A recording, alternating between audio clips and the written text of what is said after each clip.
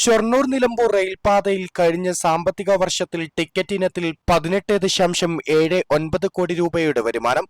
മുൻവർഷത്തെ വരുമാനത്തേക്കാൾ 3.61 കോടിയുടെ അധിക വരുമാനമാണ് കഴിഞ്ഞ വർഷം ലഭിച്ചത്.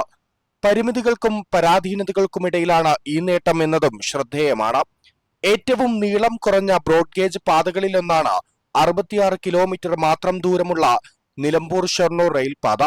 30.98 ലക്ഷം പേരാണ് പാതയിലെ വിവിധ റെയിൽവേ സ്റ്റേഷനുകളിൽ നിന്നായി യാത്ര ചെയ്തത്. മുൻവർഷത്തെ അപേക്ഷിച്ച് 7.8 ലക്ഷം യാത്രക്കാരുടെ വർധനയുണ്ടായി. ഈ വർഷവും പാതയിൽ ഏറ്റവും കൂടുതൽ വരുമാനം ലഭിച്ചത് നിലമ്പൂർ റോഡ് സ്റ്റേഷനിൽ നിന്ന് തന്നെയാണ്. കൂടുതൽ യാത്രക്കാർ യാത്ര ചെയ്തതും നിലമ്പൂർ റോഡ് സ്റ്റേഷനിൽ നിന്നാണ്. ഇവിടെ കഴിഞ്ഞ വർഷത്തെ വരുമാനം 6.65 കോടി രൂപയായിരുന്നു. നിലമ്പൂരിനും ഷൊർണൂരിനും ഇടയ്ക്കുള്ള 10 സ്റ്റേഷനുകളിൽ നിന്നും വരുമാനത്തിൽ വർധനയുണ്ടായി. 2.2 കോടി രൂപയാണ് വാണിയമ്പലത്ത് നിന്നുള്ള വരുമാനം.